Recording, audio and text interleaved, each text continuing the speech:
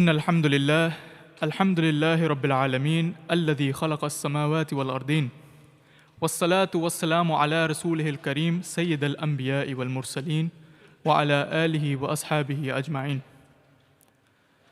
Brothers and sisters, living in the West, one of the biggest challenges that we all face is the increasing rise of materialism.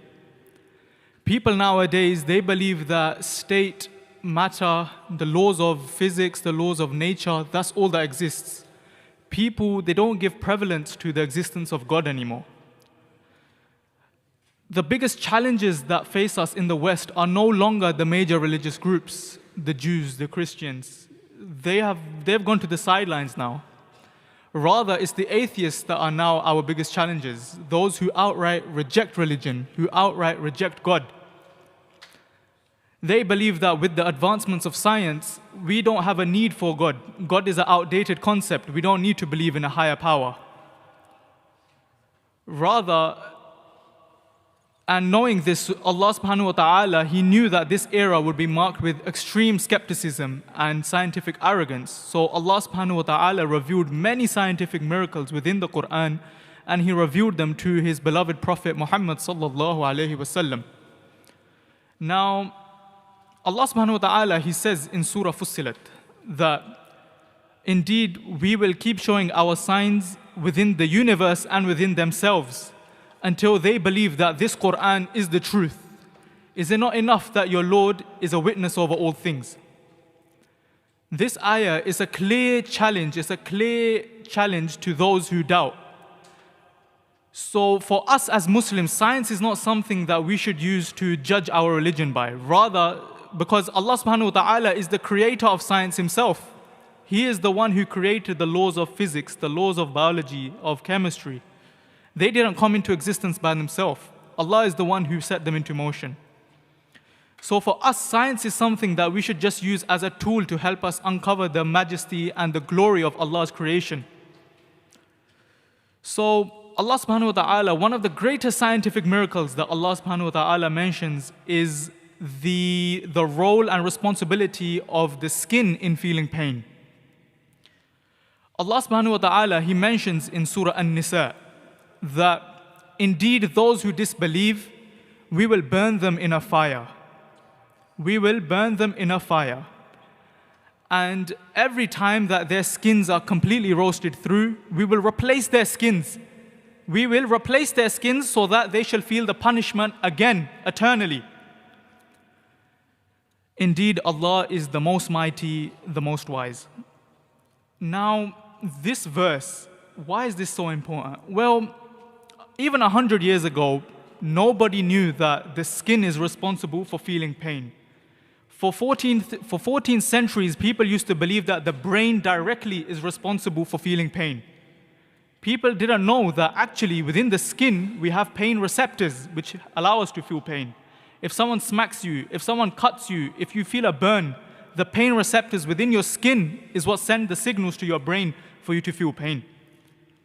Now, this is something that wasn't common knowledge 1400 years ago. Rather, this is something that was only more recently discovered by recent modern science. Now, what's incredible here is that Allah subhanahu wa ta'ala specifically uses the word nadijat. Nadijat. Now, what is this word? Nadijat means to burn something, to roast something to its final stage. The ulama say that it's to burn something to its final stage until it's completely destroyed. Now, this word nadijat is only used one time in the entire Quran, and it is in Surah An-Nisa in this ayah. Why is this incredible? Well, if you look into the science of burns, there are many degrees of burns. You have a first degree burn. A first degree burn is just minor burn with redness on the skin. It could be a sunburn, for example. Then you have a second degree burn. A second degree burn is when you start to form blisters on the skin, when you start to form bubbles on your skin. This can happen from boiling water falling on your skin. After this, you have a third degree burn. Now, a third degree burn is when the outer layer and the inner layer of the skin has been completely burned, completely destroyed. Now, look at the infinite wisdom and might of Allah subhanahu wa ta'ala. Allah, He could have said anything else. He could have said that we will replace the body parts until they are burnt. We will replace the arm, the leg, anything else. But no, Allah subhanahu wa ta'ala specifically says the skin. Once the skin is completely burnt to its final stage, that is what we will replace. Why? Because science shows that the pain receptors are in the skin, and once the skin is burnt, you won't even feel the pain anymore. That's why, ironically, the second degree burns are the most painful type of burns. In a third degree and a fourth degree burn, you won't even feel the pain as much anymore because you've burnt away your pain receptors. So Allah subhanahu wa ta'ala, He shows His wisdom in this ayah, and it's a clear sign for those who want to see. And there was a professor in Thailand, Professor Tejitat. He was the director of the Department of Anatomy in Chiang Mai University in Thailand. Now he spent a lot of time researching pain receptors, and he done many papers discussing pain receptors and how they work to be responsible for pain. Now, this professor, a Muslim somehow showed him this ayah in the Quran, and he was completely bewildered at seeing this ayah. He was amazed at seeing this ayah. He couldn't believe that something like this was written 1400 years ago. So this got him thinking. This got him curious in Islam. Over the years, he really discovered and he really tried to research more and more about how can it be possible that Rasulullah sallallahu alaihi wasallam knew this 1400 years ago. It's not possible. And after researching at one of the largest scientific conferences in Riyadh, he also had to profess La ilaha illallah Muhammadur Rasulullah sallallahu alaihi wasallam. And as such, it just goes to show that the might and the wisdom of Allah subhanahu wa ta'ala goes completely beyond what we can even imagine. Allah subhanahu wa ta'ala has signs in the Quran that even we haven't discovered today. The same way that people may have thought that this ayah is a metaphor 1400 years ago, there may still be ayah in the Quran that we are thinking are metaphors today. Maybe 100 years, 200 years, 300 years down the line, our children will realize that actually this is real science. These are real scientific discoveries. Now, another amazing scientific discovery was the role of the frontal lobe. Now, Allah subhanahu wa ta'ala mentions in Surah Alaq regarding Abu Jahl. Allah subhanahu wa ta'ala sent a verse regarding Abu Jahl. And who was Abu Jahl? Abu Jahl was one of the greatest enemies of Islam. He was someone that at any moment, at every chance, he used to stop the Prophet ﷺ from practicing his religion. He used to stop the Muslims from praying their prayers. Now, as a warning to Abu Jahl, Allah subhanahu wa ta'ala revealed the verse in Surah Alaq that Kalla, absolutely no.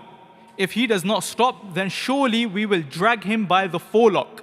Now listen carefully. Allah subhanahu wa ta'ala says we will drag him by the forelock, a lying, sinful forelock. Allah subhanahu wa ta'ala specifically says a lying, sinful forelock. Now, what's so incredible behind this? Well, recent scientific discoveries show that, first and foremost, what is the forelock actually? What is the forelock? The forelock is the part of your hair which is right at the front of your head. The hair which is right at the front of your head, this is called the forelock.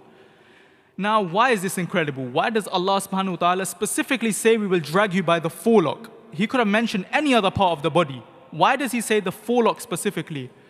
Well, it's known more recently from scientific discoveries, from neuroscience, that beneath the forelock is the frontal lobe within the brain, the frontal lobe. Now, the frontal lobe, what is it responsible for? The frontal lobe is responsible for decision making, is responsible for making judgments of right and wrong. And more importantly, it is the part of the brain that is activated when sinning and when lying. The two things that Allah subhanahu wa ta'ala specifically mentions in the Quran, in the ayah. A lying, sinful forelock, subhanallah. Now, Allah subhanahu wa ta'ala once again has shown His divine wisdom that He is indeed the creator and the one who revealed the Quran to Rasulullah sallallahu alaihi wasallam. All the challenges of Islam, they would say that this is a book written by man. But this is completely bogus. This is not possible. Because these sort of miracles cannot be possible by man. Now, I've discussed 2 scientific miracles. There are also thousands of numerical miracles and linguistic miracles in the Quran as well. For example, in Surah Al-Hadid, Allah subhanahu wa ta'ala says that we sent down iron, a strong material for the benefit of mankind. We sent down iron. Now, what's so special about this verse?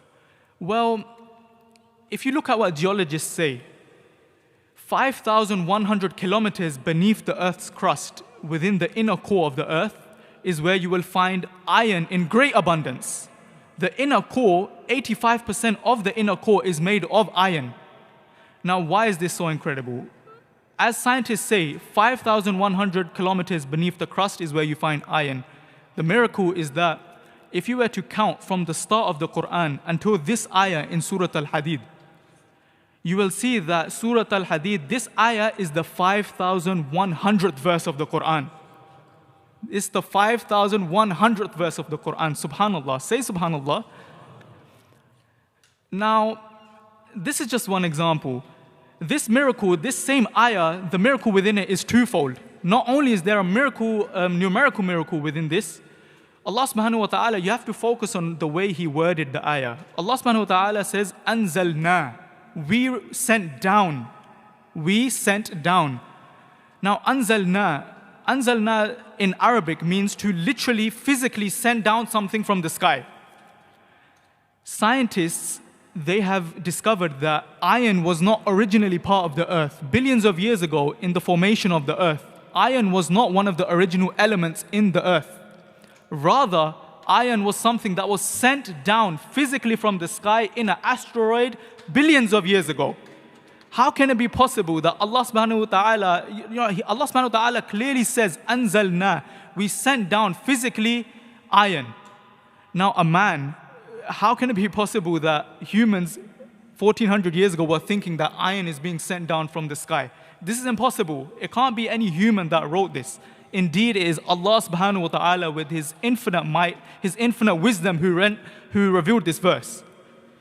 So, there are many more verses as well, but due to the lack of time, I won't go more further into them. So, many haters of Islam, they will say that these are all just coincidences. We are just cherry-picking different ayah about these miracles. If it was just one verse, maybe. 2 verses, perhaps. 3, 4, 5, even 10 verses, I might give you the benefit of the doubt and say, yeah, this is a coincidence. But Allah subhanahu wa ta'ala has revealed hundreds and hundreds and hundreds of numerical, scientific, linguistic miracles in the Quran that are not possible by any humans to have done this. All of these miracles have been woven together intricately to give us what we have today, Al-Quran Al-Majid. And so, as such, may Allah subhanahu wa ta'ala make us those who read and understand the Quran and those who ponder upon the Quran, and may He make us those who propagate the Quran. وَمَا عَلَيْنَا إِلَّا الْبَلَاغُ الْمُبِينُ